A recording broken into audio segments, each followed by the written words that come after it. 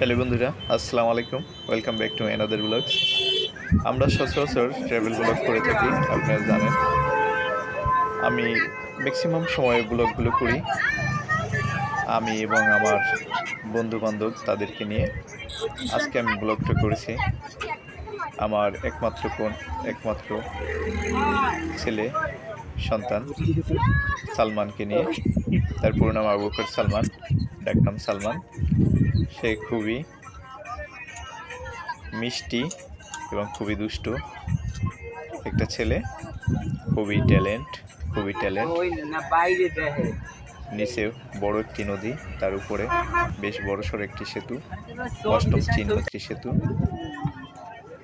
সে এই সেতু ওখানে আয়নায় তার ছবি দিতেছে। তারপরে সে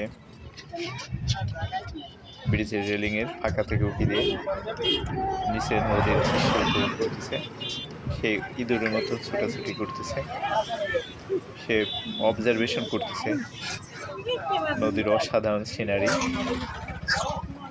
সে কিন্তু 2টা মিনিট একটা জায়গায় স্থির থাকে না। কখন না কি বাসা, কি বাহির, কি ঘর, কি বাহির, কি ভিতর, কি বাহির। আজকে সালমানের সাথে তার মামাতো 2টো ভাই আছে, ফয়সাল এবং রিয়ন। ওরাও সালমানকে বেশ আদর করে। সালমান আগেই বলছিলাম যে খুবই ট্যালেন্ট একটা বয়। সে টিস্যু দিয়ে নাক পরিষ্কার করা এটা বোঝে। সে কথা বলতেছে, হয়তো আমি দূর থেকে ভিডিও ধারণ করার কারণে তার কথা ভয়েস আসে নাই। সে তার মামাতো ভাই ফয়সাল কোলে উঠলো। আপনারা আপনাদের সন্তানকেও নিয়ে প্রতিদিন বের হওয়া সম্ভব না, কিন্তু মাঝে মধ্যে তো সম্ভব। এরকম প্রকৃতির সান্নিধ্যে বা মানুষের মধ্যে বা সুন্দর সুন্দর পরিবেশে বের হবেন, তাহলে শিশুদের মানসিক বিকাশ ঘটবে। শিশুরা অনেক মেধাবী,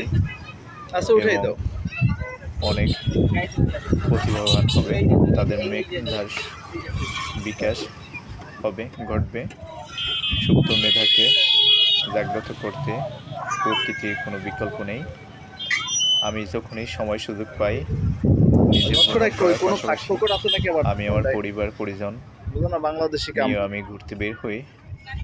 আমরা বাংলাদেশের এবং চীনের সাথে যে বাণিজ্য, বাংলাদেশ চীনমৈত্রী অষ্টম চীনমৈত্রী সেতুতে আমরা ঘুরতেছি। সালমান বালকটি খুবই চঞ্চল, আগেই বলছিলাম। সে একটি জায়গায় 1 মিনিট অপেক্ষা করে না। সে ওখানে তার ছবি দেখার চেষ্টা করতেছে। দেখুন, ইঁদুরের মতন সে ছুটাছুটি করে এ মাথা থেকে ও মাথায়, এ প্রান্ত থেকে ও প্রান্তে। নিচে বেশ বড়সড় একটি নদী। সে এখন এখানে নামিয়ে দাও, প্রায় 1 ফিটের মতন হাইট। এখন নামতে পারতেছে না, কারো হেল্প চাচ্ছে। তার মামাতো ভাই রিয়ন, সে তাকে হেল্প করার চেষ্টা করছিল, কিন্তু সে তার নিজের খেয়াল খুশি বা মর্জি মতন চলতে পছন্দ করে। সে যখন যেটা করবে সেটাই করবে। কেউ যদি তখন কোলে নিতে আসে, সে কোলে উঠবে না। সে নিজের নিচে নদীর অসাধারণ দৃশ্য উপভোগ করার চেষ্টা করছে। বারবার সে রেলিংয়ের ফাঁকা দিয়ে সে নিচের দৃশ্য দেখার চেষ্টা করছে।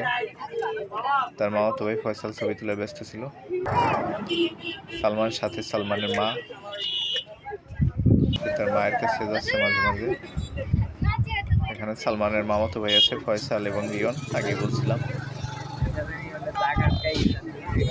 সে অনেক সময় ছোটাছুটি করে, এখন একটু ক্লান্ত, যে কারণে একটু রেস্ট নিচ্ছে।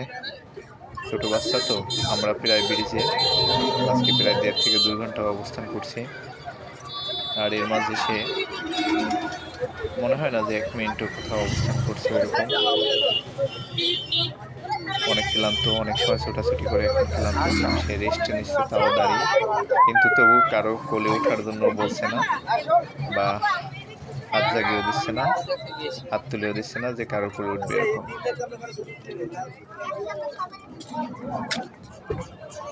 তার চিরাচরিত স্বভাব, সে কিছু না কিছু বলছিলাম যে করতে থাকে। এই যে সে দৌড়েছে ব্রিজের পাশ থেকে ওপাশে, কোলে উঠলো না। অপর সাইডে তার মা, আরেক সাইডে তার মামাতো ভাই, সে দৌড়াদৌড়ি করছে, খুব খুশি। আসলে বাসায় থাকলে শিশুরা এতটা খুশি থাকে না, যতটা খুশি হয় প্রকৃতির টানে বা প্রকৃতির স্বাদ বা সান্নিধ্য পেলে। তাই আপনাদেরকে বলছি, আপনাদের যাদের ছোট ভাই বোন অথবা শিশু সন্তান রয়েছে, তারা অবশ্যই বাচ্চাদের নিয়ে প্রাকৃতিক সৌন্দর্য উপভোগ করতে আপনারা বের হবেন। তাতে করে হয় কি, মন মানসিকতা ভালো থাকে, পরিবেশ থেকে আমরা প্রচুর অক্সিজেন পাই, মনোরম পরিবেশ দেখার সুযোগ পাই এবং আমাদের মেধা মননও বৃদ্ধি পায়। দেখুন, এতটুকু একটি বাচ্চা এতটা ট্যালেন্ট হওয়ার অন্যতম কারণ হচ্ছে আমরা যখনই সুযোগ পাই তখনই তাকে নিয়ে কোথাও না কোথাও ঘুরতে যাই এবং তার বেশ আমরা সহজে আটকাই না। সে যেটা করে সেটা আমরা সচরাচর করতে দেই। এখন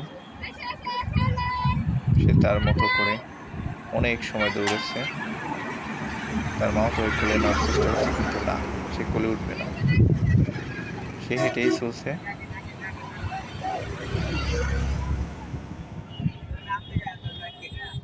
এই যে তার দুটো মামাতো ভাই, একটি ফয়সাল আর একটি রিয়ন, ওরা দুজন আপন ভাই, একজন ফর্সা আর একজন একটু শ্যামলা টাইপের, যদি এক মায়ের পেটের ভাই ওরা।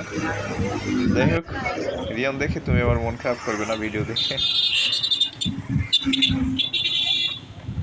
আমরা আগেই বলছিলাম যে এই সালমানে আজকে 1.5 থেকে 2 ঘন্টা সময় ব্রিজে হাঁটাচলা করছে। এর মাঝে সে তেমন একটা কোলে উঠে নেয় বললেই চলে। শুধু হাঁটা না, আসলে সে বেশ কিছু সময় দৌড়াদৌড়ি করছে। দেখুন, সে কিন্তু দৌড়াচ্ছে। বাসায় কিন্তু এরকম দৌড়ানো হয় না এতটা। বা সে যে আসলে খুব খুশি, এই ভাইরাও তাকে দেখছেন, আপনারা দেখলেন, তারাও হয়তোবা আরেকটু আদর করতো বা দেখতো, হয়তোবা আমরা মাইন্ড করি কিনা বা কিছু, এই কারণে তারা কিছুক্ষণ দেখে চলে গেল। আসলে আমরা মাইন্ড করি না, বরং খুশি হই। সে আবার কিন্তু নদীর দিকে তাকিয়ে নদীর প্রাকৃতিক, নদীর সৌন্দর্য উপভোগ করছে। মাঝে মাঝে সে কিন্তু উঁকি দিয়ে দেখে। আমি যেটা চেক দিয়েছিলাম বারবার, যে কোনো ত্রুটি আছে কিনা, মানে যে ব্রিজের পাশে যে শিকগুলো দেখতে পাচ্ছেন, এগুলো কোথাও গ্যাপ আছে কিনা বা ফাঁকা আছে কিনা, তাহলে তো পড়ে যাবে ছোট মানুষ। এটা আমরা বারবার চেক করছিলাম। এটি আসলে বাংলাদেশের দক্ষিণাঞ্চলীয় একটি জেলা, আমার জন্মভূমি পিরোজপুর জেলার 8ম চীন-মৈত্রী সেতু বা বেগম ফজিলাতুন্নেছা মুজিব সেতু, যা গাব খান নদীর উপর দিয়ে বয়ে গেছে। নদীটি মোটামুটি ভালোই প্রশস্ত এবং নদীর স্রোতও বেশ ভালোই। আর আমাদের এই সালমান, সে মাঝে মাঝে উঁকি দিয়ে এই ফাঁকা থেকে নিচের দৃশ্য দেখছে এবং সে কখনো পিছন দিকে দৌড়াচ্ছে, কখনো সামনের দিকে, মানে এক প্রান্ত থেকে অপর প্রান্তে সে দৌড়িয়ে যাচ্ছে। এবং লক্ষণীয় বিষয় যেটা, সে কিন্তু এই 1.5 থেকে 2 ঘন্টা সময় ব্যাগে ধাক্কা খেয়েছে, তারপরে পড়ে বেশ স্ট্রং বয়। তো লক্ষণীয় বা বিশেষ দ্রষ্টব্য এটাই, সেই 1.5 থেকে 2 ঘন্টা সময় কারো কোলেও এরকম একটা উঠে নাই, সে দৌড়াচ্ছে। মানে যে আগেই বলছিলাম যে শিশুরা কত খুশি দেখুন, এবং তার কিন্তু সেরকম কোনো ক্লান্তি নেই বললেই চলে। আমি সচরাচর ট্রাভেল ব্লগ করি, এটাও ট্রাভেল ব্লগ। আজকে আমরা সবসময় তো আপনারা বিভিন্ন সুন্দর সুন্দর জায়গা দেখানোর চেষ্টা করি বা দেখে থাকেন। আজকে আমরা শিশু মনের বিকাশের জন্য তাদের ভ্রমণের গুরুত্ব বা তাৎপর্য কতখানি, বা তারা প্রকৃতির স্বাদ পেলে কতটা উৎফুল্ল বা খুশি থাকে সেটি দেখানোর চেষ্টা করছি। আপনাদের কাছে রিকোয়েস্ট, শিশুদের মেধা বিকাশের জন্য প্রাকৃতিক সান্নিধ্য বা প্রাকৃতিক দৃশ্য উপভোগ করার কোনো বিকল্প নেই। আপনারা সবসময় বাসায় বন্দি জীবনে আটকে না থেকে খুবই অল্প টাকায়, খুবই অল্প সময়ে ঘুরে আসতে পারেন এরকম সুন্দর সুন্দর জায়গা পরিবার পরিজন নিয়ে। তাতে আপনাদের বউ বাচ্চা ভাই বোন তাদেরও মন মানসিকতা ভালো থাকবে এবং সমাজ ও পরিবারের শান্তি বিরাজ করবে। বিশুদ্ধ চিন্তা করুন আর সকলে ভালো থাকবেন এই প্রত্যাশা।